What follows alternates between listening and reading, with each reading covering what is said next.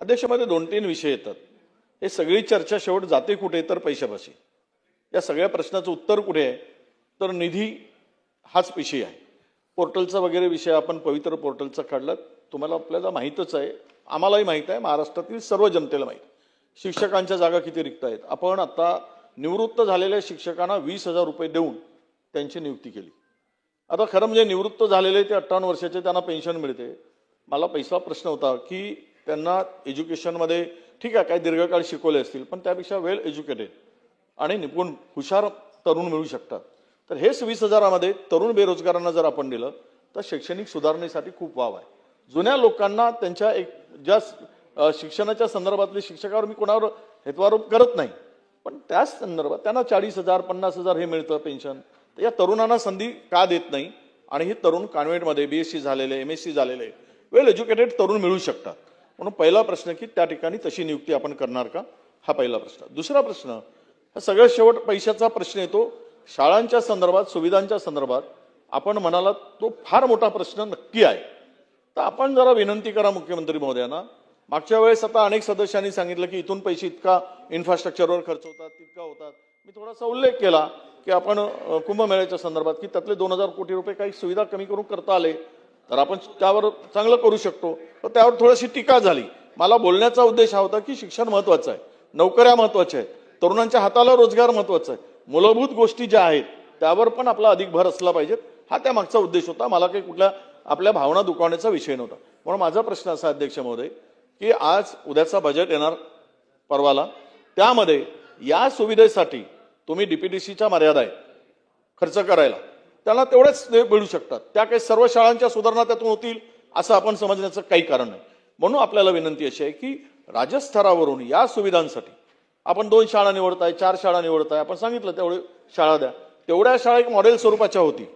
पण या सुविधा शैक्षणिक केवळ सुविधा म्हणजे अभिमन्यू पवारसाहेब म्हणतात त्याप्रमाणे वर्ग खोल्या हा एवढाच विषय नाही. तिथे असणाऱ्या शैक्षणिक सुविधा म्हणजेच उत्तम दर्जाचं शिक्षण. तुम्हाला सांगतो अनास्था का होते. 468 शाळा एकट्या विदर्भात अध्यक्ष महोदय शिक्षक नाही म्हणून एकही शिक्षक नाही. मी रेकॉर्डवर बोलतोय, माहिती घ्या नाही तर सभागृहाची मी माफी मागेल. एकही शिक्षक नाही. 468 1 ते 5 पर्यंत आणि 5 ते 8 पर्यंत शिक्षकच नाही 468 शाळांमध्ये. पूर्व विदर्भातील 468 एकूण शाळांमध्ये शिक्षक नाहीत. तिची माहिती घ्या आणि माहिती घेऊन आपण वाटल्यास उत्तर द्या. मी रेकॉर्डवर मी माफी मागेल सभागृहात, तुमची माफी मागेल जरी चुकीचं असेल तर. या झाल्यात 1 ते 5 पर्यंत. 5 ते 8 पर्यंत आपल्याला सांगतो 1628 शिक्षक लागतात.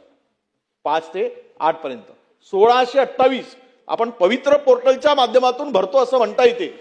पण एवढ्या मोठ्या प्रमाणात जर विदर्भात असेल तर जे आता अभिमन्यू पवार साहेब सांगतायत, ओम साहेब तुम्ही सांगतायत त्याप्रमाणे महाराष्ट्रामध्ये किती शिक्षकांच्या जागा रिक्त आहेत याचं एक जरा सांगा ना. आम्ही सांगतो आम्हाला ओढून लावता आपण पवित्र पोर्टल वगैरे करून भरतो, आज तशी बात होत नाहीये.